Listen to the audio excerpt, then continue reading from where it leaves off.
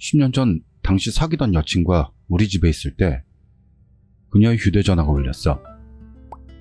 평소처럼 여보세요? 하고 받은 그녀.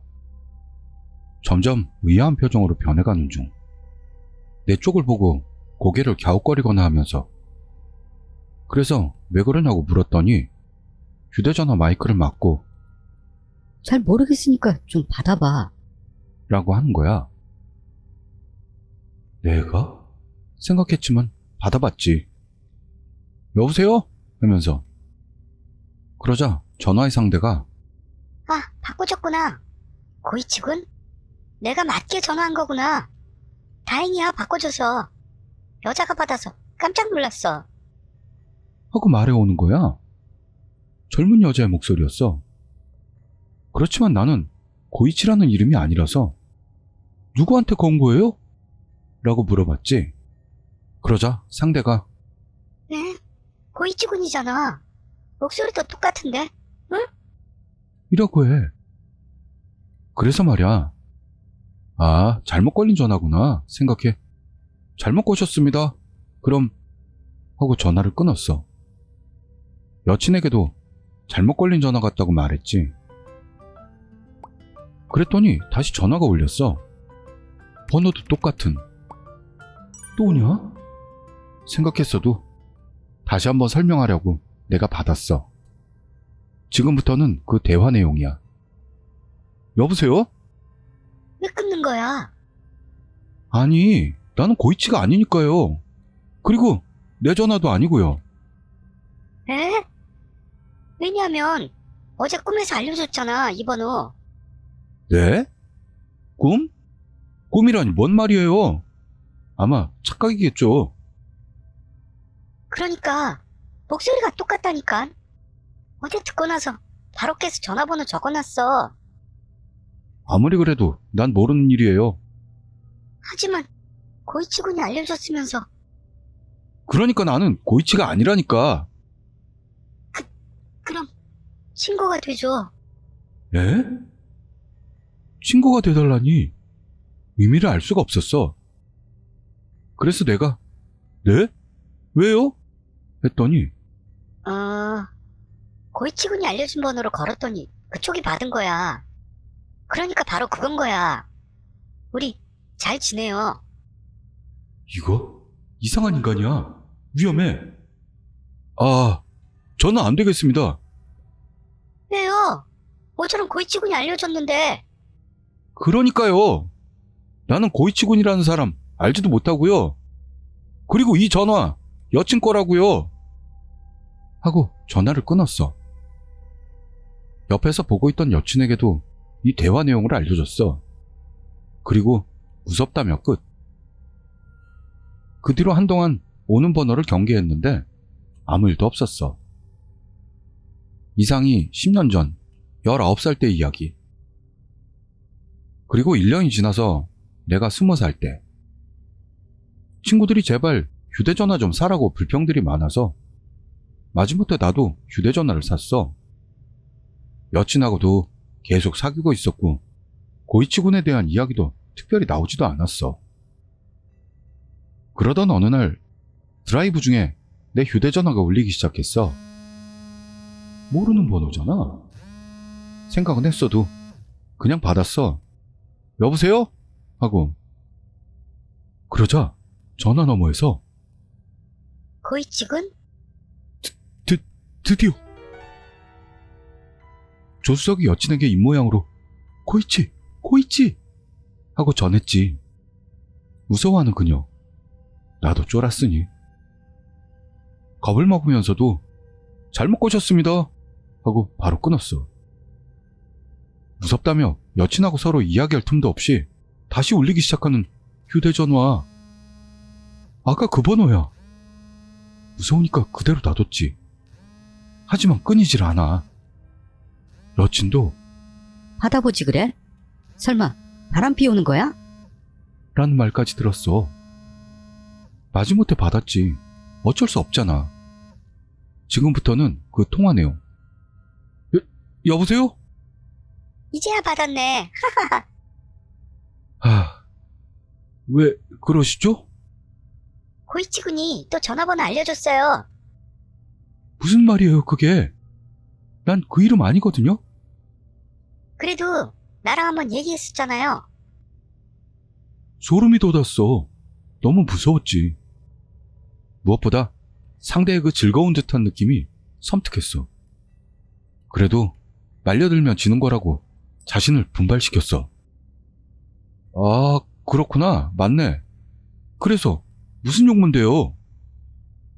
고이치군이 여기로 걸어보라고 꿈에서. 그래요? 하지만 나는 고이치군한테 아무 소리도 못 들었는데? 정말로 고이치군한테선 아무 얘기 못 들었어요? 아까도 말했다시피 아무것도 몰라요. 저번에도 그랬는데 고이치라는 게 대체 누굽니까? 꿈에서 여러 이야기를 해주는 사람인데 그래요? 하지만 내 꿈에는 안 나온대요. 그쪽도 꿈에서 고이치한테 말해주세요. 나는 아무 관계도 없다고요. 그렇게 말하고 끊었어. 끊고 나서 여친한테 설명하고 바람 의욕은 사라졌어. 그런데 무서워하더라고. 어째서 전화번호를 알고 있는 거냐면서. 그건 나도 마찬가지지 뭐. 이래저래 순식간에 인연 경과. 지금까지 이야기에 나왔던 여친과 헤어진 22살의 나. 헤어진 지 1년이 지났고 기분 전환을 위해 휴대전화도 D사에서 A사로 바꿨어. 대학교 5학년생으로 취직도 안 돼서 초조했던 시기. 학점은 다 따놨기 때문에 술집 배달 알바만 했었어. 그런 메일을 보냈는데 어느 날 저녁 휴대전화가 울렸어. 모르는 번호. 순간 심장이 철렁 내려앉았어. 또 고이치의 그 여잔가? 하고.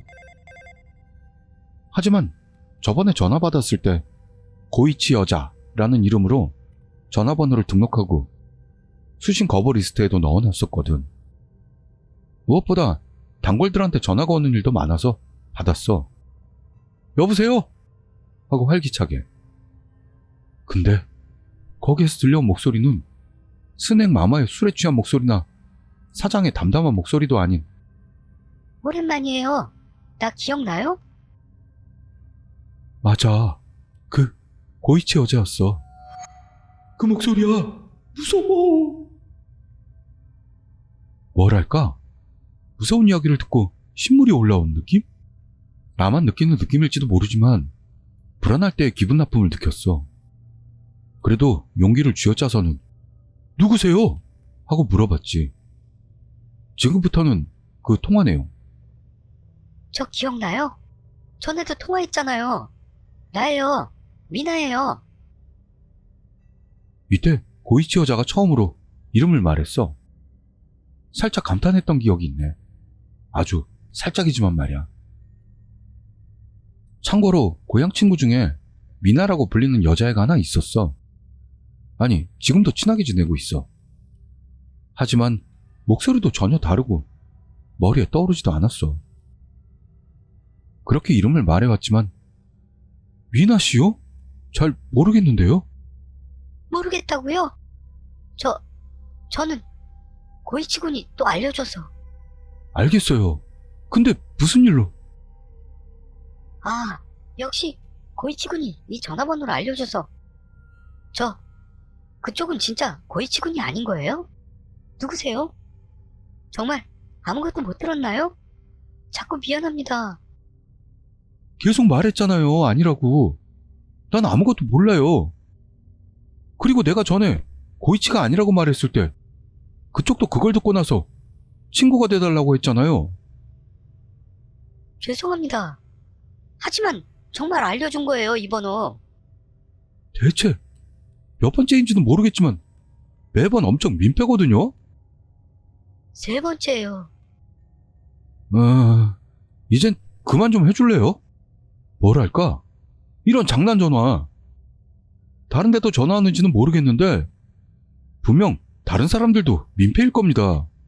나는 지금도 알바 중이고요. 전 그쪽한테만. 죄송합니다. 밤에라도 다시 전화 걸어도 될까요? 에? 왜요? 좀 더 이야기하고 싶어서요. 친해지고 싶어요, 전. 아니요, 안 해도 돼요. 하고 끊었어. 저번 전화와 비교했을 때 말투하고 목소리가 좀 안정적이 된 느낌이라서 어른이 되고 있구나 생각했지. 그래도 역시 죽을 만큼 무서웠어. 친해지고 싶다는 말을 들어도 전혀 기쁘지가 않았어. 그러다가 알바도 끝난 밤 시간. 역시나 걸려왔어. 받지 않고 거부할까 라고도 생각했는데 어차피 또 다른 번호로 걸려오겠지 싶은 예감이 들어 받았어. 여보세요? 아, 미나입니다만. 또 전화해서 죄송해요. 내가 하지 말라고 했죠? 말이 없어. 아까도 말했지만 나는 그쪽하고 친해질 수가 없어요. 그러니까 할 말도 없어요. 알겠죠? 계속 그렇게 말하지 말아주세요. 기분 다운돼요. 아, 좀 미안하네요. 그래도 어쩔 수 없어요. 뭐 좀 물어봐도 될까요? 뭘요? 저 고이치군한테서 이야기 많이 들었는데요. 자기 가족 일이라든가 친구 일이라든가요. 언제나 꿈속이지만요. 그리고 항상 조언해주고 있고 많이 도와주고 있어요. 그쪽한테 처음으로 전화했을 때는 드물게도 고이치군이 말을 해줬어요. 이 번호로 전화해보라고. 그래서 분명 고이치군을 현실에서 만날 수 있겠구나 기뻐서. 하지만 전화를 받은 사람은 여자여서 좀 이상했어요. 그럴 때 그쪽이 대신 전화를 받은 거죠. 목소리도 똑같았어요. 그래서 그쪽을 고이치군이라고 생각한 거예요. 정말 기뻤죠. 그런데 냉정한 반응이라서 살짝 충격을 먹었어요. 두 번째 알려준 번호도 분명 그쪽이 받아서 확신했어요. 그리고 역시 전화를 받아준 사람이 그쪽이었고 고이치군은 대단하구나 생각했습니다. 하지만 아무 일도 일어나지 않았고 그쪽도 여전히 냉정했어요. 그래서 다음에 고이치군과 꿈에서 만났을 때 제가 고이치군에게 말을 냈죠. 이제 다신 믿지 않을 거라고 말해요. 그리고 나서는 한동안 진짜로 꿈에서도 만나질 못했어요. 계속 후회했어요. 사과하고 싶어서요. 그럴 때 어젯밤 꿈에 고이치군이 나와주더니 이 사람하고 이야기해보라고. 친해지면 자기와도 만날 수 있다면서요. 이번이 마지막이라며 전화번호를 알려준 거예요. 그러니까 부탁할게요. 한 번만이라도 좋으니까 만나서 얘기하고 싶어요. 이런 느낌으로 엄청나게 설득받았어. 하지만 역시나 마음이 흔들리지를 않아. 무섭잖아. 뭐냐고 꿈이란 게. 누구냐고 고이치군이란 게. 왜 내 번호를 알려주는 거냐고. 그래서 알겠어요. 잘 들었습니다. 하지만 역시 무리일 것 같아요. 무리라고요? 엄청나게 실망스러운 목소리. 다음에 고이치군이 번호 알려줘도 걸지 말아주세요. 이걸로 마지막이라고 했으니까 다신 안 할게요. 감사합니다. 네네, 파이팅입니다. 그리고 전화는 끝. 이걸로 이야기는 끝이야. 그 후로 7년. 전화는 다신 걸려오지 않았어. 지금도 모르는 번호로 전화가 오면 흠칫해. 옛날 이야기라 대화 내용을 100% 기억하는 건 아니야. 하지만 그 당시의 감정이나 미나 씨의 말투, 내용은 거의 맞는다고 봐. 이상 긴 이야기 들어주셔서 감사합니다. 시원하네요. 자기 전에 글을 들여다봤더니 댓글이 많군요. 고맙습니다. 모든 분께 댓글을 달기는 좀 그렇고 만나봤으면 좋았을 거리라는 말은 당시 상담에 응해줬던 친구에게서도 들었습니다. 예뻤다면 오히려 행운일지도 모른다면서요.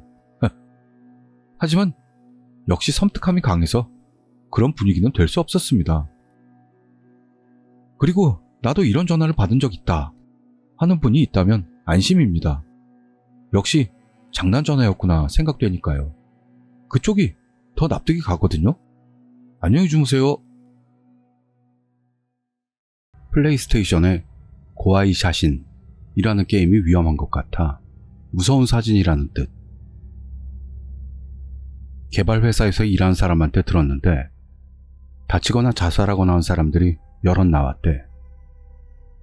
얘기해 준 건 내 고등학교 동창인데 영업으로 입사했고 뭐 작은 회사였대. 하지만 독자적인 소프트웨어를 엄청 개발해서 직원들의 열정이 대단한 회사였어. 그래서 얘가 입사한 지 2년째에 여름 발매 예정인 플스용 게임을 개발하자는 말이 나와 회의가 있었다고 해. 당시 TV 등에서 심령 사진을 다룬 특집 방송들이 유행했는데 그걸 의식해 공포게임을 만들자는 얘기가 됐어. 개발 메인 담당 인물은 꽤 과감히 일을 추진하는 사람으로 여기선 K씨라고 할게. 그 사람은 진짜 심령 사진을 사용해서 유저들이 게임 내에서 실제로 귀신 퇴치를 하게 하자 하는 이야기로 발전시켰다고 해. K씨가 제안했을 때 회의실 내에서는 게임이 잘 팔릴 것 같다는 기대가 들끓어 올랐고 사장도 오케이를 해서 개발 시작. 하지만 진짜 심령사진 같은 걸 찾을 방법을 알 수가 없지.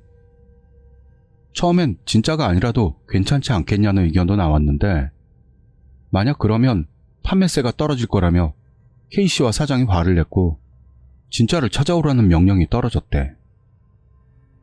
찾는다고 해도 진짜 심령사진 같은 걸 어디 가야 찾을 수 있을지 몰라서 상당히 헤맸다는데 잡지에 사진 응모를 걸거나 대학 친구들에게 닥치는 대로 전화를 하거나 했더니 겨우 7, 8장 정도가 모였다고 해. 그래서 회의 때 내놨는데 전부 탈락. K씨 오케이가 안 떨어진 거지. 친구가 말하기로도 전부 변변찮은 것뿐이었다는 거.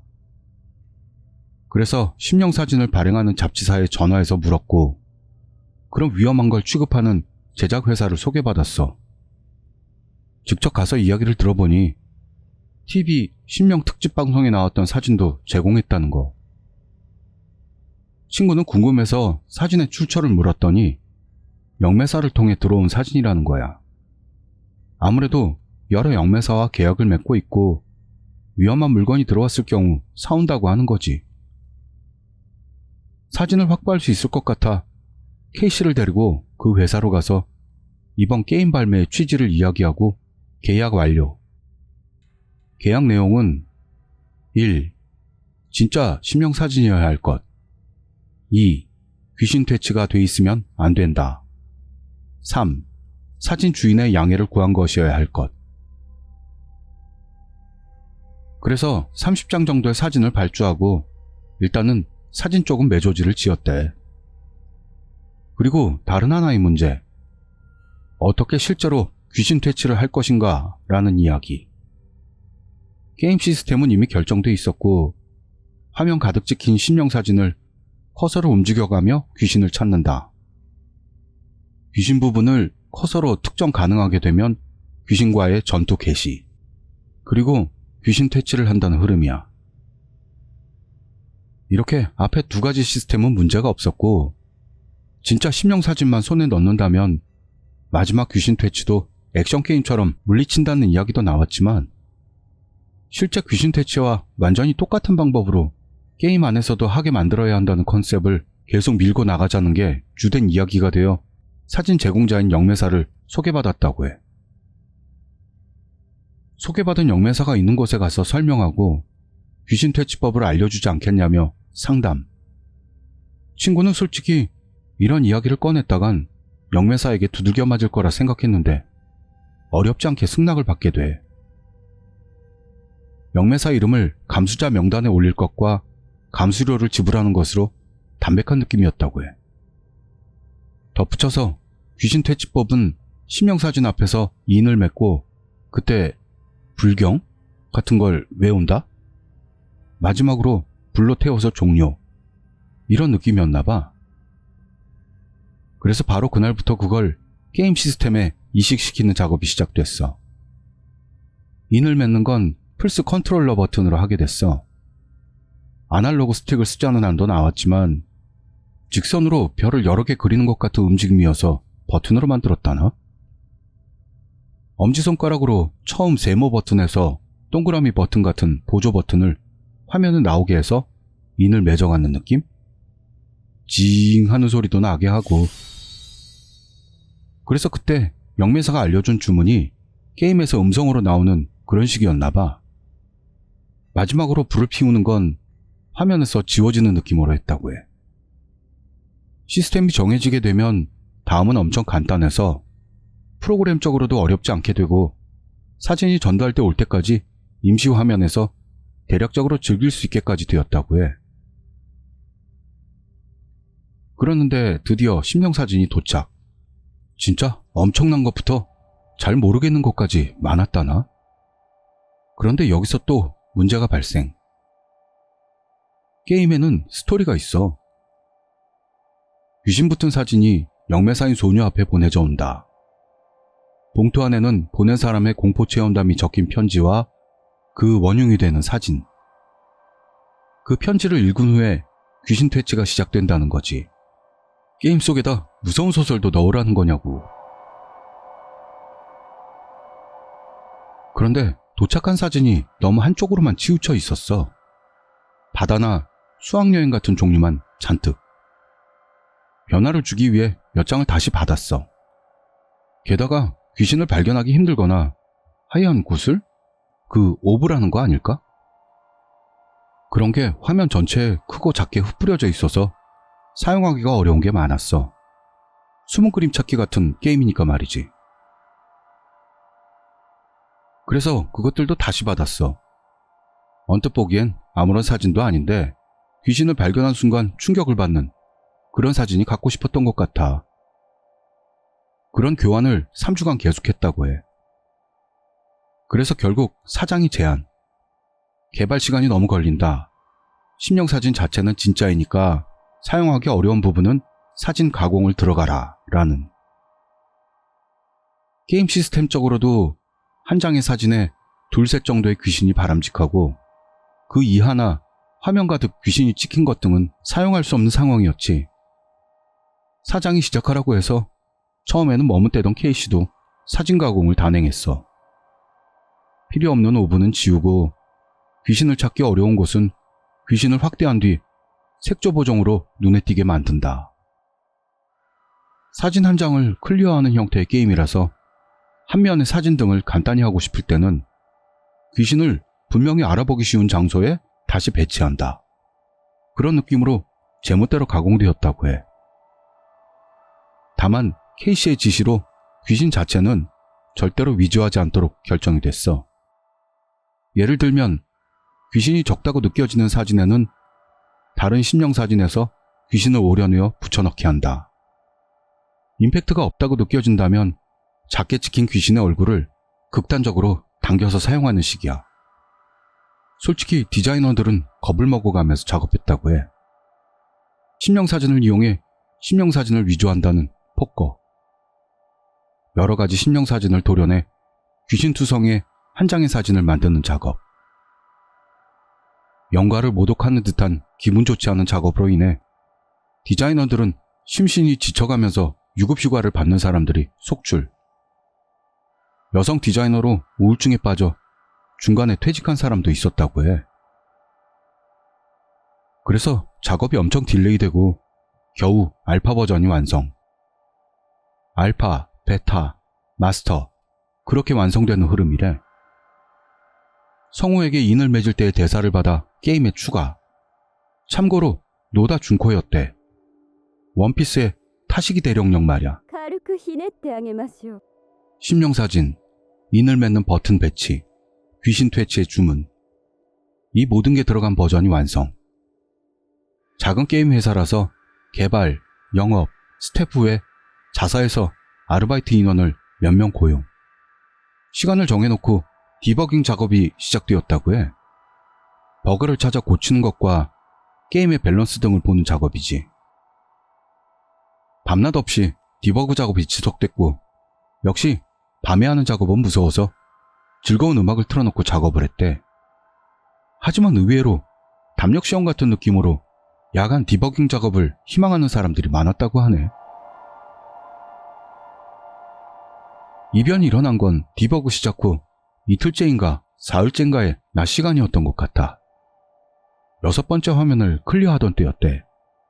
회사 안에서 갑자기 하는 뭘 긁는 듯한 엄청난 소리가 났대. 친구도 들었다네. 그 소리는 점점 커지더니 하면서 귀로는 들을 수 없을 정도의 고음이 됐다나? 소리가 사라진 건지 못 듣는 건지 알 수 없었대.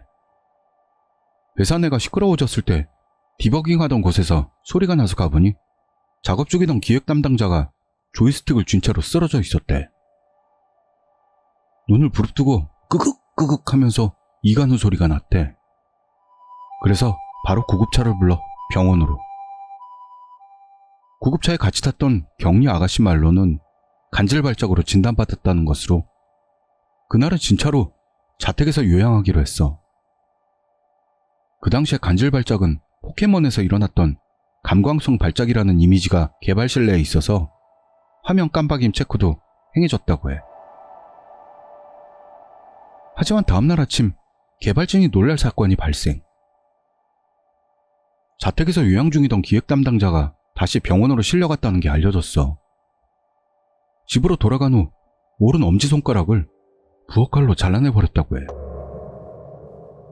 본인은 자기가 했다는 걸 기억하지 못하는지 왜 그런 짓을 했는지 모르겠다는 거.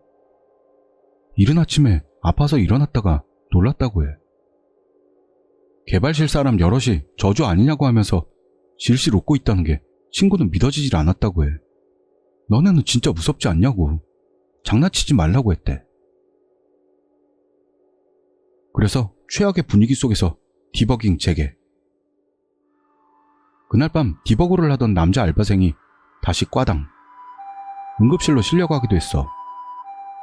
별일은 아닌 것 같았는데 알바생 부모가 경로에서 전화. 알바생과 부모가 있는 병원에 사과하러 갔대. 사과 후에 알바생에게 그때의 상황을 물어봤다고 해. 6번째 화면에서 플레이 중에 귀신과의 싸움이 시작했고 리듬게임처럼 조이스틱을 누르고 있었어. 그때 버튼을 잘못 눌렀다고 해. 잘못 누르면 인이 맺어지다가 도중에 멈춰버려. 그래서 인을 다시 그리려던 때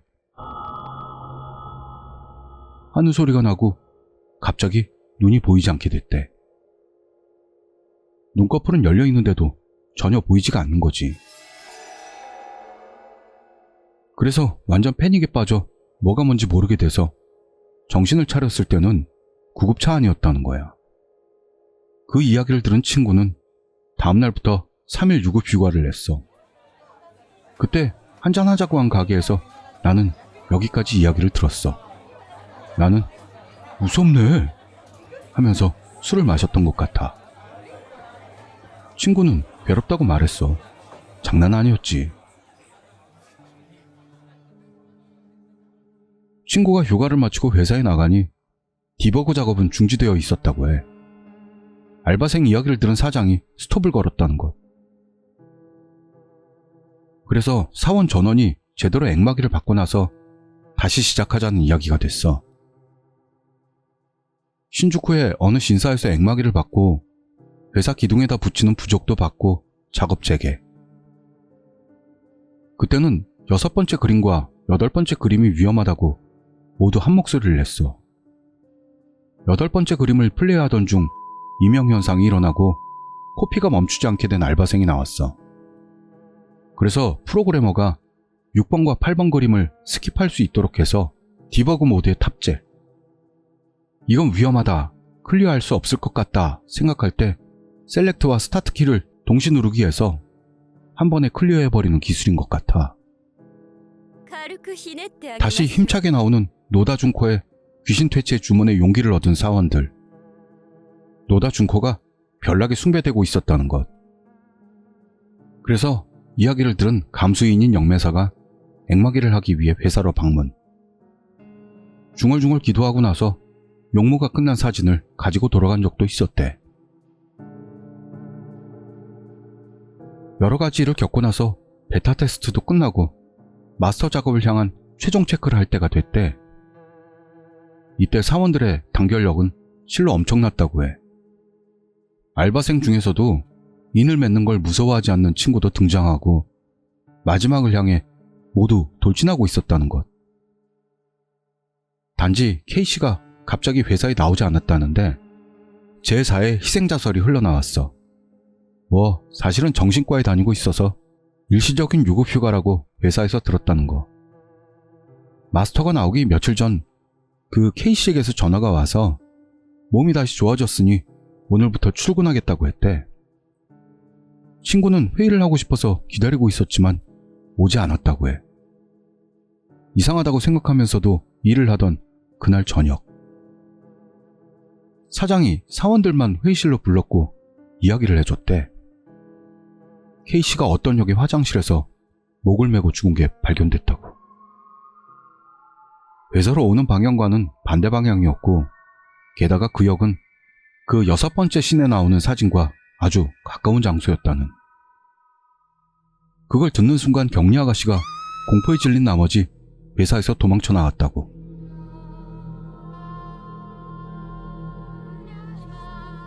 이 사건으로 개발 의욕은 땅에 떨어지고 개발진은 뿔뿔이 흩어지게 된 상태.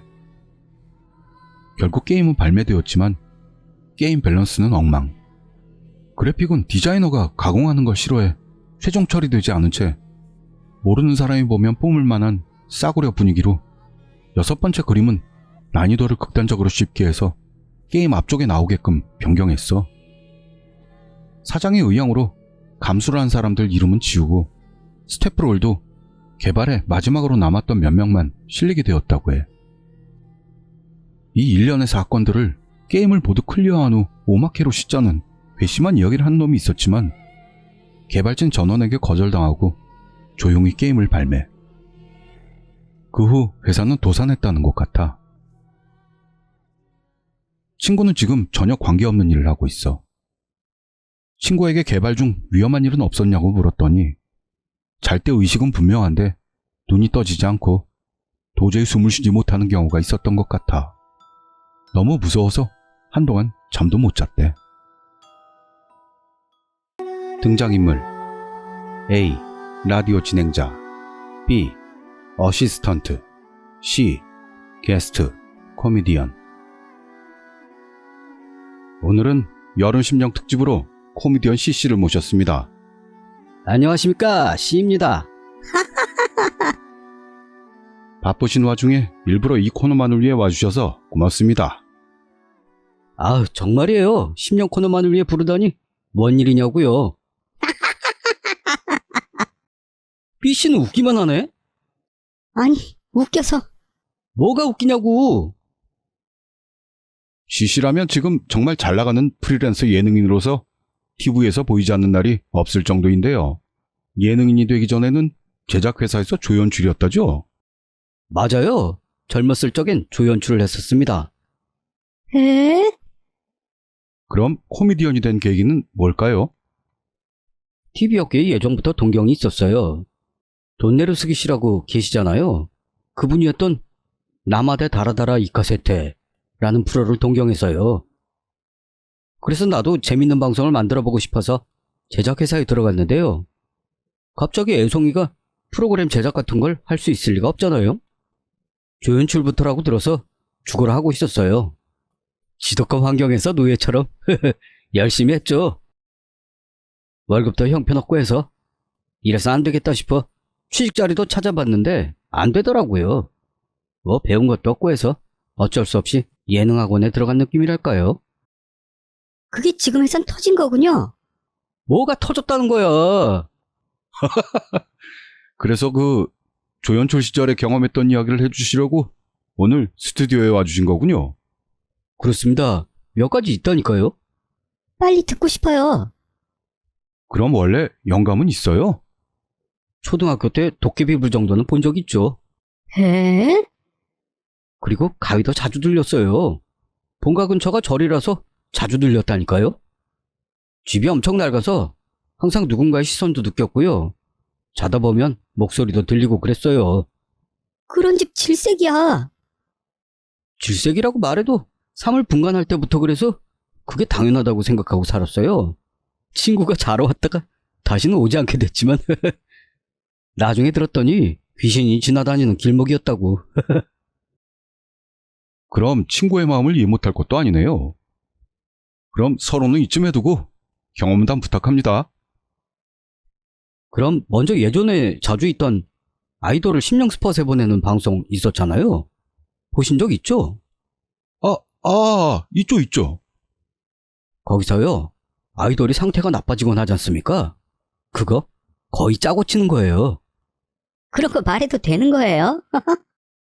벌써 그게 언제적 일인데 쉬어다 지났다고. 근데 이게 진짜였던 현장이 있었어요. 호? 제가 체험한 건 아이돌 O라는 예전 연예인이에요. 그게 혼자서 카메라를 들고 심령 스팟인 터널에 들어갔다 다시 돌아오는 기획이었어요. 그런 건 절대 무리. O도 처음엔 엄청 무서워했죠. 일단은 영능력자라는 사람을 대동했어요. 그 사람이 염주를 건네주면서 이게 끊어지면 바로 돌아오세요 라고 했습니다. 그래서 O는 반은 울면서도 터널로 향했죠. 네. 그래서 터널 입구까지 갔을 때 무리예요 하더니 울기 시작하면서 돌아오는 겁니다. 그래서 프로그램이 만들어지질 않으니 감독도 어거지로 다시 보낸 거죠. O는 펑펑 울면서 천천히 터널로 들어갔어요. 터널은 100m 정도 되는 길이었지만 반 정도 가더니 갑자기 뛰어서 반대편으로 가버렸어요. 무서워. 계속 기다렸는데 도무지 오질 않더라고요. 불러도 대답도 없습니다. 그래서 어쩔 수 없이 데리러 가자는 얘기가 나왔는데 영능력자 아저씨가 안 돼 라는 말을 꺼냈어요. 왜 안 되는 거냐고 물어봤더니 많은 영가가 이쪽을 보고 있어요. 빨리 도망쳐요 라는 거예요. 그 사람도 패닉이 된 거지. 이젠 안 돼. 그 아가씨 이제 끝났어 소리치더니 버스에서 내려서는 도망가 버렸어요. 그렇게 위험했던 건가요? 막 뛰어온 O는 흰자비를 드러내고 이상하게 뛰고 있었죠. 그래서 어떻게든 붙잡으려고 했는데 너무 날뛰어서 어떻게 할 수가 없었어요.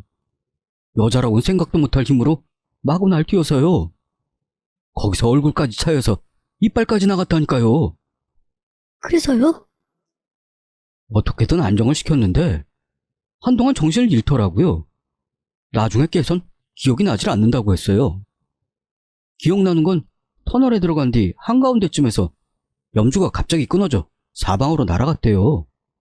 돌아오려고 뒤를 봤더니 어떤 남자가 서 있었다는데 그래서 반대편으로 도망가려고 한 뒤 기억이 없다고 하더라고요. 그래서 그 오라는 분은 어떻게 됐어요? 저도 잘 모르지만 그 뒤로 바로 그만뒀다고 들었어요. 그래서 그 후로는 모르죠. 우와. 그럼 또 하나? 예전에 실종된 사람에 대한 정보를 찾는 방송이 있었죠? 있었죠. T현에서 했었을 땐가? 아내분이 갑자기 실종됐던 이야기가 있었어요. 남편분이 말하길 잠에서 깼더니 갑자기 없어졌다는 거죠. 네네. 하루를 찾아봤는데 발견되질 않아서 경찰에 실종 신고를 냈대요. 하지만 아무리 찾아도 나오질 않았죠. 당시엔 엄청난 화제가 된 것 같아요. 가정주부의 가미가꾸시인가 라면서요. 그래서 방송으로 제보가 온 거예요. 방송에서도 일단은 사전조사를 해야만 했는데 그 아내분은 평판도 좋아서 바람을 피운다든가 사채를 썼다든가 그런 종류의 이야기는 전혀 없었어요. 보통 실종이란 게 그런 이유에서 텅 하고 오는 건데 그런 것도 없고 남편분하고의 부부 사이도 특별히 나쁠 게 없다는 이야기였죠. 자택에서 밤에 자다가 호련히 사라졌기 때문에 유괴선에서도 조사가 진행됐지만 그런 흔적도 없었던 만큼 사건은 미궁에 빠져들었어요. 그런 사건이 있었지. 지갑이든 가방도 놔둔 채 남편과 애를 두고 어디로 사라진 것인가 난리가 났었죠. 당시엔 휴대폰 같은 건 아직 다들 가지고 있지 않던 시절이라 정말 어디로 간 건지를 알 수가 없었습니다. 그래서 방송에서는 영능력자를 데려다 영시를 해보자는 방향이 된 겁니다. 맞아. 그런 거 있었어요. 그래서 회사가 자주 불러서 방송에 익숙해진 영능력자를 부르라고 했더니 예정이 맞지를 않아서 이때는 그런 것도 좀 지겨워지던 터라 해외에 영능력자를 써보자는 얘기가 나왔던 거예요. 그래서 미국에서 영매사 아줌마를 데리고 왔죠. 아줌마요? FBI 부탁으로 어려운 사건을 몇 건이나 해결 이라는 표어가 붙어서 데려왔는데요. 실제는 몇 건의 조사를 도와준 정도였다고 하더라고요. 그런 과도 광고 많이들 하죠. 맞아요, 맞아. 통역사를 데리고 그 집으로 갔죠. 사전 정보는 간단히 전달해뒀지만 영시를 하는데 방해가 된다고 들어서 상세한 정보는 하나도 안 가르쳐줬다고 감독님이 말했어요. 에? 남편분하고 초딩 남자애가 둘. 인터뷰 형식으로 실종 당시와 아내분에 대한 것 등 여러 이야기를 들어가면서 촬영을 시작했습니다. 촬영은 담담하게 진행됐죠. 영매사 아줌마는 통역사를 통해 계속해서 대화 내용을 듣고 있었어요. 촬영도 종반에 접어들어서 남편분하고 아이들이 사라진 아내와 엄마를 한 목소리로 부르는 장면이 된 거죠. 남편분도 아이들도 울면서 돌아와달라고 호소했어요. 이미 현장도 눈물바다가 되어버렸죠. 나도 울고요. CC 얼굴로 운다니 징그럽네요. 뭐가 징그럽다는 거야. 나도 운다고. 아이들의 엄마 돌아와 주세요 라는 말이 슬프다니까. 그래서 드디어 영매사가 보게 됐어요. 그때까지 통역사의 말을 들으면서 고개를 숙이고 있어서 진짜 이 아줌마 괜찮은 거야? 라며 스태프들은 모두 걱정하고 있었죠. 이럴 거면 다른 영능력자 쪽이 낫지 않았을까라고 감독님이 말할 정도였다니까요. 처음부터 부른 거 자기였으면서요. 그래서 영시를 시작하게 됐는데 아줌마는 눈을 감고 아내분의 사진을 손에 들었어요. 그리고 2, 3분 정도 지났을까? 갑자기 TV가 켜지는 거예요. 스텝 중 누군가가 부딪힌 건가? 리모컨을 밟았나? 생각해서 두리번 됐는데 모두 하나같이 고개를 젓기만 하더라고요. 그런데 갑자기 아줌마가 신음소리를 내더니 갑자기 집안에 불이 꺼진 겁니다. 우와! 그러더니 TV 화면이 지직거리는 거예요. 아줌마의 신음소리하고 지직거리는 소리만 나고 거기 있는 모두는 말을 잃었죠. 정신을 차려보니 거의 모두가 TV로 시선을 돌리고 있었어요. TV 화면에는요, 지직거리는 영상 속에 희미하게 커다란 연못? 호수? 같은 게 나오기 시작하는 겁니다. 우와, 무서워요. 남편분이 무슨 연출이냐고 감독님한테 물었지만 감독님은 아니라고 조용히 대답했어요. 저는요, 오디오 감독 뒤에 있었는데 뭔가 이상한 소리가 들린다고 말을 꺼내서 솔직히 엄청 쫄았죠. TV의 호수 같은 곳에 이번에는 사람 그림자 같은 게 나오더니 아이들이 무섭다면서 울기 시작했어요. 아줌마는 계속 하고 있고 TV에는 이상한 영상이 나오기 시작하고 집안에 불은 안 들어오고 이미 현장은 공포였죠. 그러더니 TV의 그림자가 확실한 여자의 실루엣으로 변하면서 네. 신음하던 아줌마가 딱 그치는 거죠. 그러더니 그대로 남편분 앞으로 걸어갔어요. 그리고 눈을 뜨더니 한마디 물속은 추워! 우와! 그리고요, 일본 말이었어요. 안 돼, 너무 무서워. 그러더니 TV도 툭 꺼지고 암흑천지. 그러더니 바로 불이 들어왔지만 남편분의 얼굴을 봤더니 얼굴이 새파래져선 아이 둘은 떨면서 서로 부둥켜 안고 울고 있었어요. 엄청 무서운 이야기네요. 아줌마 원래 일본어를 알았던 거예요? 아니요, 전혀. 통역사하고 말할 때는 전부 영어로 했기도 했고, 그랬던 사람이 갑자기 물속은 추워! 라고 아무렇지도 않게 말한 거죠. 그래서 어떻게 됐나요? 아줌마는 그대로 말없이 집 밖으로 나갔어요. 통역사와 여자 스텝이 쫓아갔지만 남겨진 우리는 남편분의 분노를 가라앉히느라 필사적이었어요. 그게 무슨 말이야! 라면서 있는 대로 화를 내고 자기가 마누라를 죽였다는 거냐면서 감독님의 멱살을 잡았죠. 죄송합니다!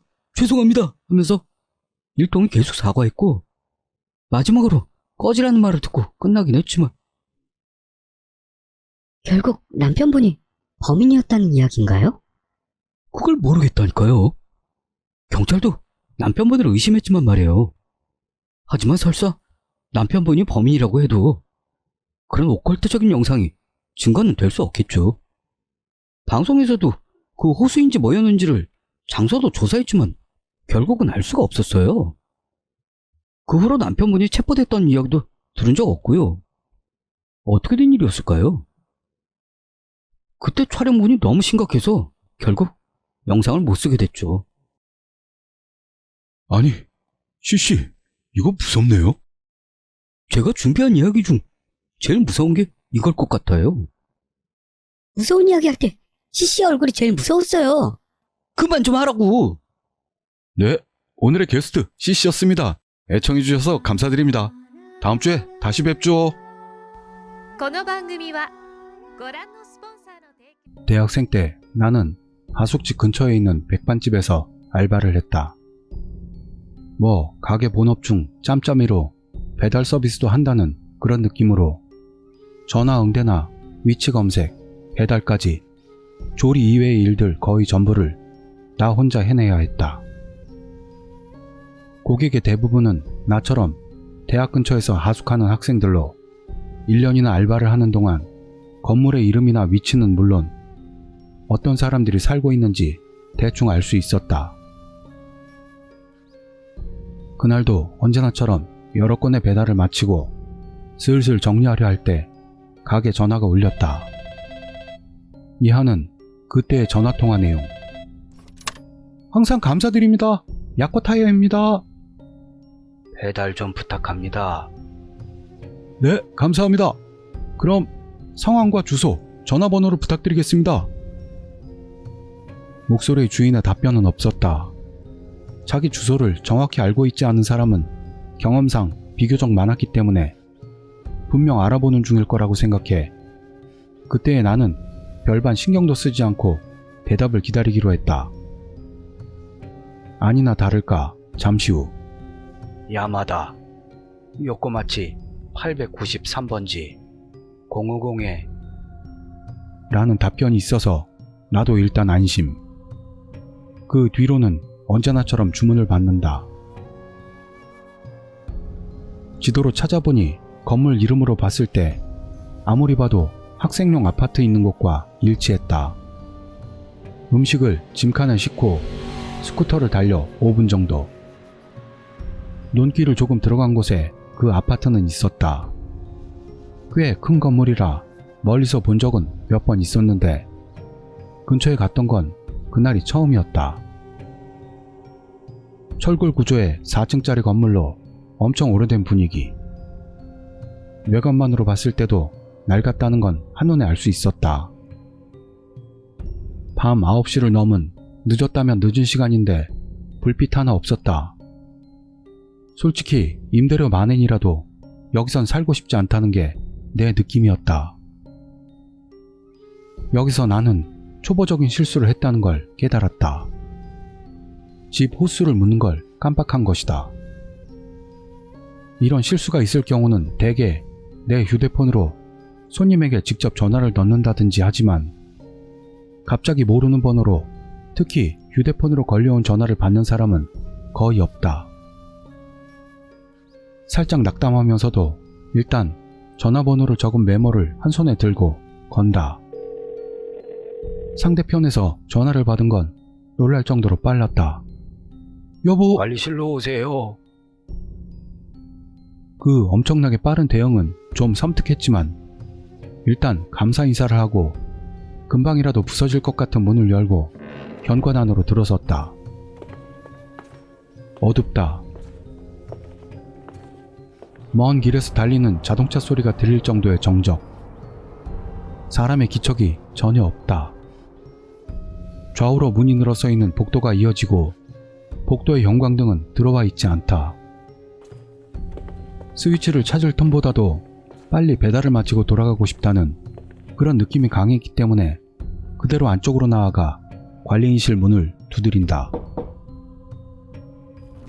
드르륵 하고 문이 열린 방에서 불빛이 복도로 새어나온다. 목소리로 느낀 이미지대로의 바짝 마른 남자가 늦은 시간에 미안합니다 하며 맞아주었다. 나는 방 불빛과 그 정중한 대응에 안심이 된 바람에 너무 어두워서 여기까지 오기가 엄청 무서웠어요 같은 농담을 섞은 영업용 멘트가 나올 정도로 여유를 찾았다. 그 후 음식 전달과 지불은 차질 없이 끝나고 나는 돌아오게 되었다.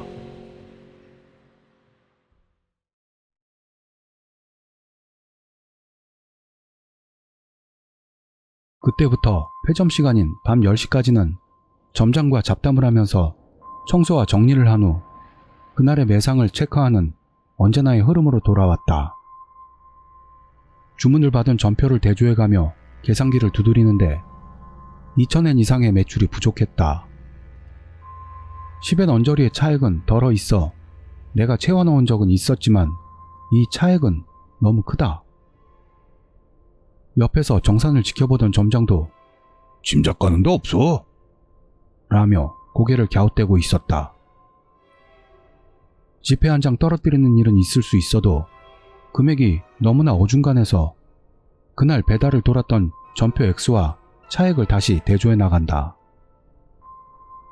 답은 바로 나왔다. 그 아파트에 배달 갔던 때 전표에 있던 금액만이 쏙 빠져 있었다. 아마도 그 아파트에 배달 갔다 돌아올 때 돈을 어딘가에서 흘리고 온 것 같다는 걸 설명하자 점장은 더욱 고개를 갸웃대더니 이렇게 말했다. 아파트 이름 헷갈린 거 아니야? 다시 제대로 알아봐. 지시하는 의도를 잘 몰라서 다시 지도를 펼치고 주소지를 가리키자 점장은 안에서 가지고 나온 학생용 아파트 주소와 집주인의 전화번호가 기록된 노트를 넘기면서 점점 더 끙끙거리며 신음소리를 토했다. 나는 돈이 비는 것에 대해 특별히 혼나는 일 없이 점장이 차려준 늦은 저녁을 먹고 그날은 하숙집으로 돌아갔다. 평소엔 입에 거품을 물고 야단을 치는 스타일의 점장이 이날에 한해서는 이렇게 대충 대응했던 이유를 알게 된 것은 그 뒤로 며칠이 지나서였다. 출근했을 때 점장이 만약 저번에 그 야마다라는 사람한테 주문 들어오면 대충 거절해, 에? 라는 하달이 있었다. 이건 이유를 대어 적당히 거절하라는 의미다. 장난 전화이거나 악질적인 손님에 대해서 가게가 그에 대한 조치를 취하는 건 전부터 알고 있었지만 너무 갑작스러워서 나도 무슨 일이 있었어요? 라고 질문을 던지고 말았다. 점장은 뭐 좀 섬뜩한 이야기라 너한테는 좀 미안하지만 라는 서론을 깔고 담배 연기를 내뿜으며 이야기를 시작했다. 그 아파트는 5, 6년 정도 전까지는 이 가게의 단골이었던 사람이 경영했다고 하는데 그 덕분에 그 아파트 사람들도 많이 음식을 시켰다고 한다. 그러나 그 단골이 병으로 죽고부터는 관리인이 사라지게 된 연유로 이 학생 아파트는 폐쇄. 학생 아파트 폐쇄 자체는 최근 몇 년간의 흐름을 봐도 그렇게까지 드문 일은 아니다. 거기까지가 점장의 이야기. 그런 사정이 있었기 때문에 전날 그 아파트로 배달을 갔었다는 내 이야기를 듣고 혹시 친척 사람이 다시 경영을 시작한 건 아닌가 생각해 어제 낮에 인사 겸 분위기도 볼 겸 아파트까지 갔다 왔다고 한다. 하지만 아파트는 황폐한 채로 아무리 생각해도 사람이 사는 느낌은 없었다고 한다. 역시 내 착각이었다는 결론으로 그냥 돌아오려고 했을 때 관리인실 쪽에서 들어오세요. 라는 흐릿한 목소리가 갑자기 들려왔다고 한다. 엄청 놀라서 그 자리에 굳어버렸다고 하는데 들어오세요. 라는 목소리가 다시 한번 들려와서 조심조심 문을 열었더니 관리인실 안은 난장판이 되어 있었고 몇 번을 불러봐도 그 뒤로는 대답이 없었다고 한다. 점장은 아파트를 뛰쳐나와 대낮인데도 불구하고 쏜살같이 도망쳤다. 그러다가 발밑을 본 점장은 깨달았다고 한다. 그때 내가 배달했을 음식이 바닥에 흩어져 있다는 것을. 그 이상은 듣고 싶지 않았다. 귀신이든 뭐든 나는 그 정체도 모를 아파트에서 정체도 모를 것과 대화를 나누고 말았기 때문이다. 내가 받아 적었던 전화번호로도 전화해 본 것 같은데 연결이 되지 않은 것 같았다. 물론 나는 발신 이력을 지웠다. 몇 달 후 나는 가게를 그만뒀다. 1년 반을 근무했기 때문에 슬슬 환경을 바꿔보고 싶다는 이유를 댔지만 일을 하고 있으면 아무래도 계속 그 일이 머리를 스쳤다. 그만두기로 결정한 것은 그 사건으로 한 달이 좀 지났을 무렵 다시 그 야마다에게서 전화가 왔다. 나는 일부러 점장에게 들리도록 야마다님이시라고요? 라며 떨리는 목소리를 필사적으로 억누르며 복창하고 그것을 보고 있던 점장이 자기를 바꿔달라는 손짓을 한다. 그러더니 배달 서비스는 당분간 보류 중이라고 거짓말을 쳤다. 전화를 끊을 때 점장의 얼굴이 분명히 동요하고 있는 것을 알았다. 점장은 나를 보더니 이렇게 말했다. 지금부터 가게로 온다는데? 이젠 한계였다. 그날 결국 야마다라고 칭하는 것은 오지 않았다. 나는 도심 지역으로 거주지를 옮겼고 알바를 그만두면서 가게와도 소원해져 그 이후의 일은 모른다.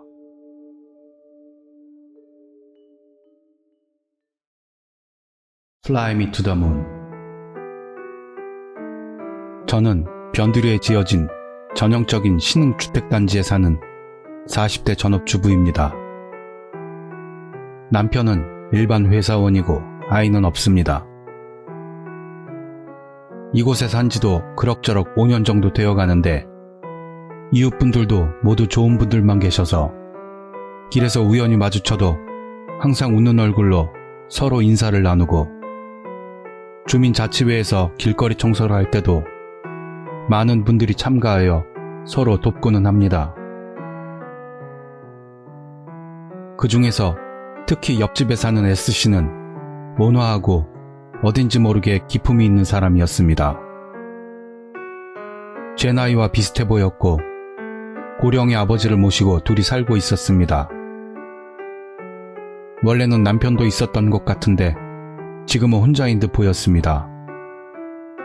얼굴이 희고 총명한 눈빛을 가지고 있어서 스타일적으로도 좋아 보였고 언제나 세련되고 깔끔한 옷을 입고 다녔습니다. 길에서 만났을 때는 뭐라고 해야 할까요? 꼭 부처 같은 자애에 찬 품이 있는 미소를 띄우며 인사를 건네옵니다. 거기다 가끔씩 우리 집에 찾아와서 너무 많이 만든 것 같다며 우리 같은 서민들로선 좀처럼 입에 댈 수도 없을 것 같은 호화로운 요리를 멋진 용기에 담아 가져오기도 하는 참 좋은 마음씨의 사람이었습니다. 아버지는 예전에 훌륭한 대학 교수셨다고 합니다만 정년 퇴임 후에는 거의 집에만 계시다가 가끔씩 S씨와 산책하는 모습을 간간히 볼 정도였습니다. 어디 몸이 안 좋으신지 항상 S씨가 미는 휠체어에 앉아 계셨습니다. 아버지도 얼굴이 희고 이목구비가 뚜렷하게 잘생기셨으며 이마 한가운데의 주름이 인상적이었습니다. 어쩌다 전통복을 입으실 때도 있는데 옆에서 보기만 해도 그 기품이 상당했습니다. 그리고 언제부터인지 S씨가 아버지와 함께 집 밖을 나오는 모습을 볼 수 없게 되었습니다. 그리고 그와 비슷한 시기에 가슴 아프게도 밤마다 아버지가 소리소리 지르는 게 들려오기 시작했습니다. 그 내용은 차마 입에 담기도 어려울 정도로 천박하고 파렴치한 말로 S씨에게 심한 욕설을 해대서 그 신사적인 아버지라고는 생각조차 할 수 없었습니다. 그 때문인지 낮에 어쩌다 S씨가 눈에 띄어도 그 얼굴이 예전 같지 않은 마치 다른 사람같이 피곤하고 어두운 모습을 보였습니다. 그런 한밤의 무서운 욕설은 한동안 계속되었다고 생각합니다만 언제부터인지 딱 그치게 됩니다. 그러던 어느 장마철 밤의 일입니다. 지금까지와는 사뭇 다르게 옆집에서 멋진 음악이 희미하게 새어나오는 게 들렸습니다. 그것은 유명한 재즈인 Fly Me to the Moon이었습니다. 저녁 식사 중이었던 나도 남편도 그 멋진 색소폰의 음률에 멍하니 넋을 잃고 들었습니다. 그때 저는 옆집 아버지께서 대학 교수 시절에 재즈 음악을 하셨다는 사실이 기억나, 아, 저 부녀도 드디어 예전 관계로 돌아왔구나 생각하면서 안도의 한숨을 내쉬었던 것이 지금도 생각납니다. 그 다음날 아침, 초인종이 울려서 문을 열어보니 S씨가 원래의 우아한 미소로 인사를 건네며 이렇게 말합니다. 요즘 정말 폐를 끼쳤습니다. 덕분에 아버지도 꽤 안정되셨어요. 어젯밤은 아버지 생신이어서 좋아하시는 곡을 들으면서 오랜만에 분녁길을 잘 보냈어요. 이거 입에 맞으실지 모르겠습니다. 그렇게 말하면서 미안해하는 저를 못 본 채 하듯 아름다운 용기에 들어있는 요리를 저에게 건네주었습니다. 그날 저녁은 S씨가 만들어준 비프 스튜를 남편과 둘이 먹었습니다. 소스는 깊고 감칠맛이 났고 고기는 입안에서 살살 녹을 정도로 부드러워서 정말 맛있게 먹었습니다. 그로부터 일주일이 지나서 비도 잠시 개었던 어느 날의 일입니다. 그날은 아침부터 우물한 느낌의 구름이 자욱했던 아침이라고 생각됩니다.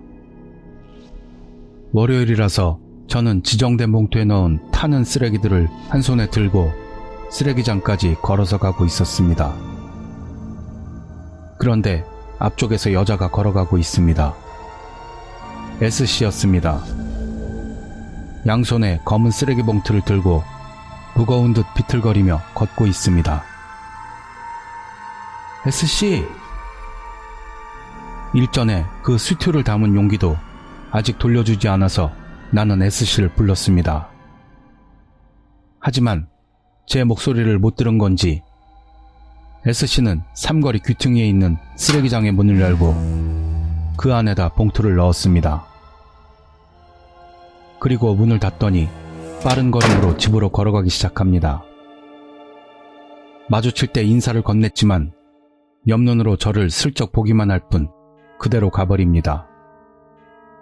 왜 저러는 거지? 몸이라도 안 좋은 건가? 같은 생각을 하면서 쓰레기장의 문을 열고 가져갔던 쓰레기 봉투를 넣으려고 할 때였습니다. 어라? 그것은 좀 아까 S씨가 놔두고 간 쓰레기 봉투였습니다. 나란히 놓아둔 눈앞의 봉투 안에 뭔가 이상한 것이 들어있는 것을 알았습니다. 검은 비닐봉투라서 확실히 보이진 않았습니다. 인형인가? 가까이 가서 그것을 바라보았습니다. 그리고 그게 무엇인지 알게 된 순간 저는 견디지 못하고 밖으로 뛰쳐나왔고 쓰레기장 바깥에 한 구석에 홀로 섰습니다. 제가 본 것은 그것은 S씨 아버지의 옆얼굴. 이마에 주름이 있었기 때문에 확실하다고 생각했습니다. 한쪽밖에 보이지 않는 눈이 이쪽을 향하고 있었고 멍하니 열린 입은 뭔가를 말하려고 하는 것 같은 느낌이었습니다. 며칠 후 아침, 바깥이 소란스러워 나가보니 S씨의 집 앞에 경찰차가 와 있었고 그 주변에 몇 명의 사람들이 모여서 그것을 구경하고 있었습니다. 잠시 후 머리부터 모포를 뒤집어 쓴 S씨로 추정되는 여성이 경찰관들에게 끌려 나와서 경찰차에 태워졌습니다. 그날 오후 경찰관이 저희 집을 방문하여 S씨가 빌려주었던 그 용기를 증거품으로 가지고 갔습니다. 처음 뵙겠습니다. 저는 실화개통 잡지에서 작가를 했던 마에다입니다. 제목에 전이라고 나와 있듯 옛날에는 그럭저럭 유명했던 실화계 잡지의 작가였습니다. 원래 오컬트를 좋아해서 취미가 일이 되어버렸는데요. 우여곡절 끝에 실화계통 잡지 쪽으로 가게 됐는데 여러 일도 있고 해서 이 세계와는 확실히 인연을 끊고 지금은 자유기고가로 생계를 이어나가고 있습니다. 그런 실화계통 잡지 작가를 하던 시절에 심령 쪽 자료를 가져오라는 편집장의 명을 받아 취재한 이야기가 있는데요. 유감스럽게도 사장돼서 잡지에 게재할 수는 없었습니다.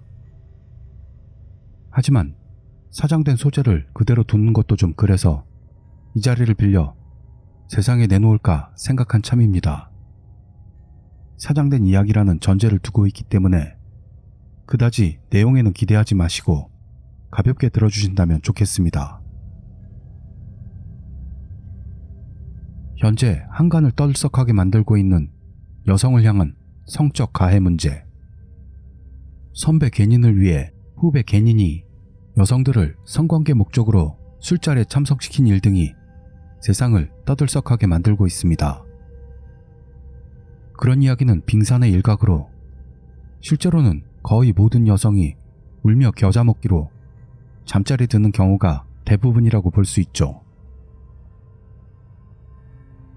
제가 이 이야기를 들었던 10수년 전에는 피해 여성이 목소리를 내는 것조차도 하지 못했던 그런 시대였습니다만 그걸 역이용해 어느 예능 프로덕션 남자가 여성들을 먹잇감으로 삼았던 것입니다.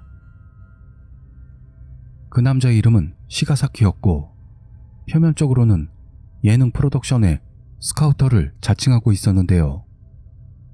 실제로는 폭력조직 지칼의 반달 집단에 속한 남자였습니다.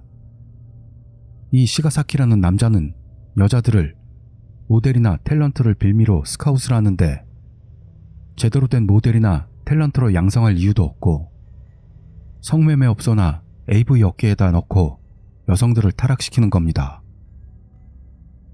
수법은 매우 비열해서 연예인과의 술자리라고 칭하고 밑밥을 깔아놓는 것은 좋습니다만 술에다 수면제를 넣어 여성들을 말 못하는 장난감을 만들어버립니다. 그리고 여성을 농락하는데 그 사람들 중에는 TV에서도 볼 수 있을 정도의 연예인들도 그 자리에 있었다는 정보도 있었습니다. 예능계와 뒷세계의 연결고리라는 건 그다지 놀랍지도 않은 일이겠습니다만 그런 짓을 하는 유명인들도 적지 않다는 걸 말해두죠.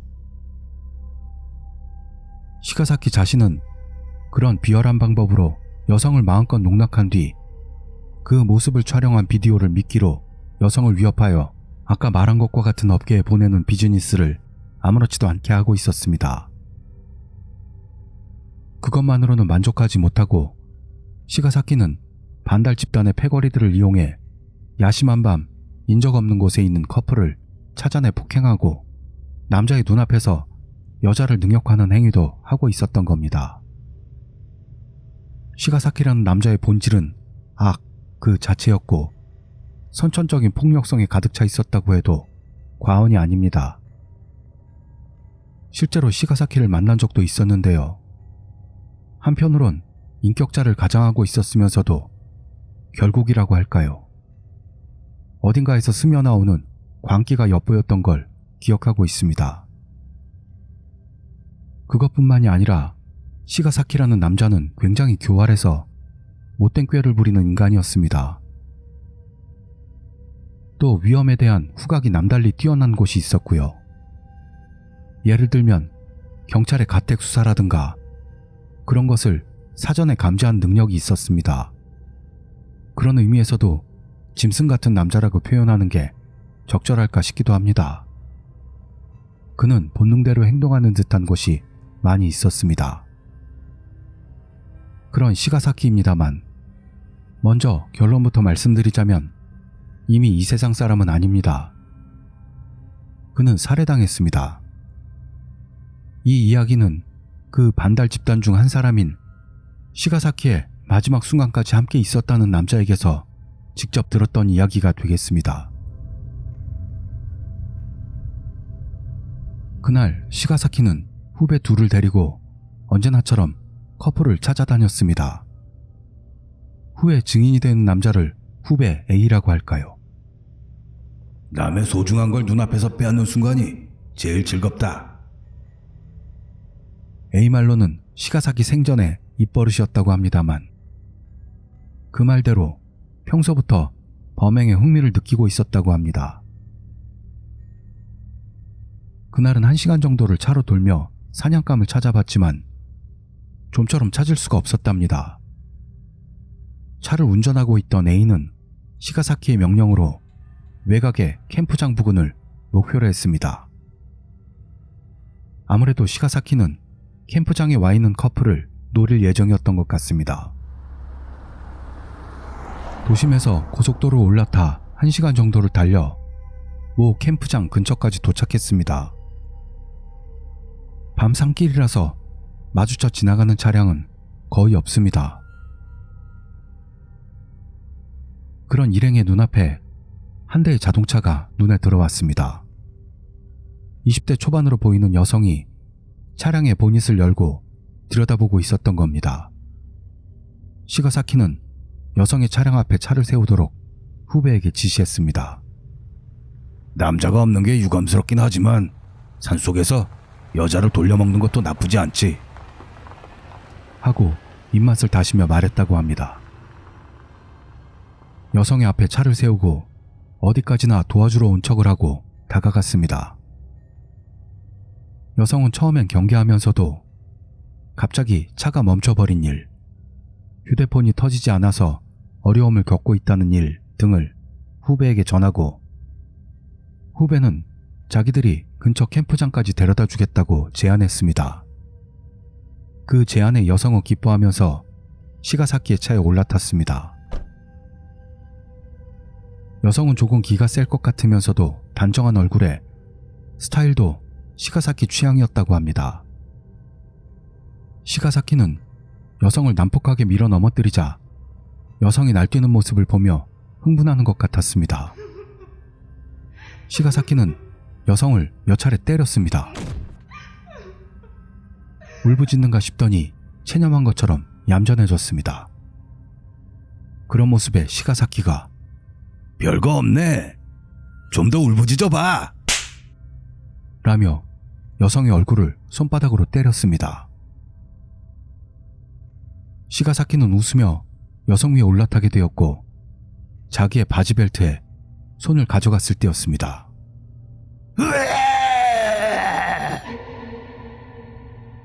시가사키가 절규에 가까운 비명을 질렀습니다. 놀란 후배 둘이 시가사키를 봤더니 자기 배를 움켜쥐고 쓰러지기 직전이었습니다. 후배 A가 차 안에 불을 켜니 여성이 웃으면서 칼을 쥐고 시가사키를 찌르고 있었던 겁니다. 위에 올라탄 시가사키를 밑에서 몇 번이고 칼로 찔러대자 견디지 못한 시가사키는 차 밖으로 뛰어나갔습니다. 또 다른 후배가 여성을 붙잡으려 했지만 여자는 지체 없이 후배의 목덜미를 한번 찔렀습니다. 여성이 칼을 빼자 찔렀던 후배의 목덜미에서 분수처럼 피가 솟구쳤습니다. 후배는 뿜어나오는 피를 양손으로 막으면서 조수석 문으로 차 밖으로 나와 도망쳤습니다. 여성은 운전석에 있는 후배 A에게도 덤벼들었고 칼을 막으려고 손을 내밀었을 때 오른손 검지와 중지가 잘려나갔습니다. 그리고 A는 오른쪽 눈이 찔린 듯 그 순간에 오른쪽 시야가 캄캄해졌다고 합니다. 그리고 고통이라기보다는 뜨거운 느낌이 엄습했다고 하는데 A는 고통을 참으며 겨우 오른손으로 문을 열고 차 밖으로 탈출했습니다.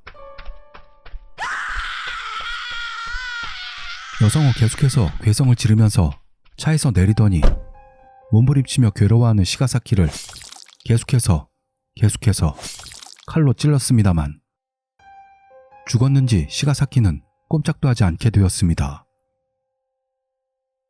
A는 시가사키가 움직이지 않는 것을 보고 그 자리에서 달아나려고 달리기 시작했는데 깔깔거리고 웃으며 쫓아오는 여성에게 등을 찔렸고 여성과 몸싸움을 벌인 결과 가드레일에서 벼랑 아래로 떨어지고 말았습니다.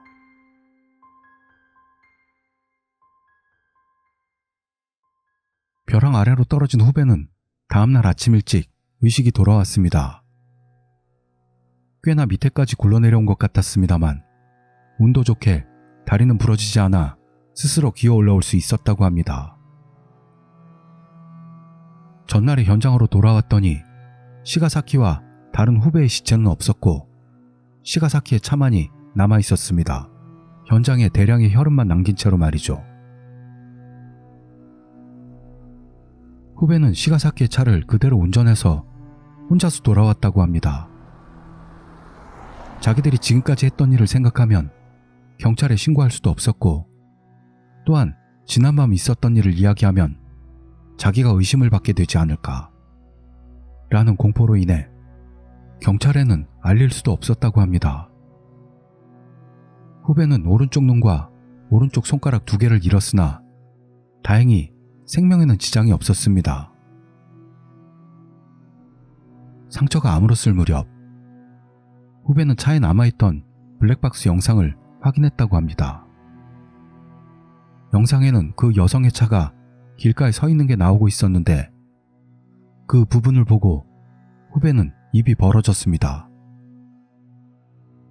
그날 3시 봤던 여성은 한 명이었을 텐데 영상에는 여성의 차에 몇 명의 여자가 타 있었던 겁니다. 그리고 시가사키의 차가 가까이 가자 일제히 이쪽으로 시선을 옮겼다고 합니다. 그 표정은 모두가 섬뜩한 미소였다는 것. 차를 세운 뒤 여성을 거짓말로 꼬여 차에 태운 뒤 시가사키가 여성을 덮치는데 어디선가 죽어, 죽어, 죽어, 죽어, 죽어, 죽어, 죽어, 죽어, 죽어, 죽어, 죽어, 죽어, 죽어, 죽어, 죽어, 죽어, 라는 죽어. 우수한 여성들의 목소리가 들어있었다고 합니다. 그리고 비명이 차 안에 울려 퍼지고 시가사키가 차 밖으로 도망을 나가니 수도 없는 여성들이 여기저기에서 쓱 하고 나타나더니 시가사키가 괴로워 굴러다니는 모습을 가리키며 웃고 있는 모습이 찍혀 있었습니다. 또한 A가 절벽으로 떨어지는 것도 녹화되어 있었는데 그 모습을 수도 없이 많은 여성들이 보고 있었다고 합니다. A가 떨어진 뒤 죽은 것으로 보이는 시가사키와 다른 한 명의 후배를 여성들이 질질 끌면서 산으로 사라져가는 그런 모습이 영상에 담겨 있었습니다. 저는 갑작스러운 믿을 수 없는 이야기를 듣고 A 자신이 약물의 영향으로 환각이라도 보는 건가 의심했습니다. 제가 의아해하며 취재를 하고 있었는데 A는 오른손 붕대와 오른쪽 눈의 안대를 잡고 심지어 등 쪽에 흉터를 보여줬습니다. 말 그대로 오른쪽 눈에는 세로로 베인 상처가, 오른손 검지와 중지가 사라져 있었고 등에는 한두 개 정도 찔린 상처가 고통스럽게 남아 있었습니다. 저는 A에게 그 영상이 들어있는 SD카드를 받기로 약속했습니다. A도 그런 섬뜩한 영상은 갖고 있기 싫다고 저에게 건네주기로 허락했던 겁니다. 그 후 받기로 한 날에 A는 약속 장소에는 나타나지 않았습니다. 그는 자택 근처 하천 부지에서 타 죽었다고 합니다. 이유는 모릅니다. 조직에서 시가사키를 죽였다는 의심을 받았던 건지 아니면 죽은 책임을 지게 된 것인지. 시가사키는 조직에 대한 충성심이 꽤 강했다고 하고 매월 상납금도 엄청났다고 하니 조직 입장에서는 시가사키의 죽음은 타격이 컸을 거라 상상하기 어렵지 않죠. 홀로 살아남았던 A가 그 책임을 진 것으로 저는 보고 있습니다. 그리고 A가 사망한 것으로 그 SD카드는 끝내 발견되지 않았습니다.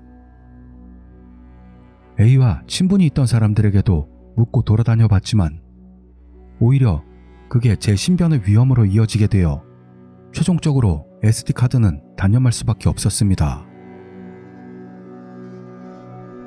이게 제가 실제로 취재했던 이야기입니다. 이 이야기가 사장되게 된 이유를 당시의 편집장에게 물어봤습니다만 이유는 끝까지 알려주지 않았습니다. 다만 제가 상상하기로는 물증이 될 SD카드를 입수하지 못했던 것, 그리고 시가사키 관련으로 제 신변의 위험이 닥쳤던 것, 아마 기사 내용을 사전에 감지한 조직이 압력을 가해왔던 건 아닐까 라고 생각하고 있습니다. 처음에 말씀드렸던 것처럼 제 속에서 이것을 사장시켜 어둠에 묻어버릴 수가 없어서 공양으로 투하한 바입니다. 끝까지 함께 해주셔서 감사드립니다.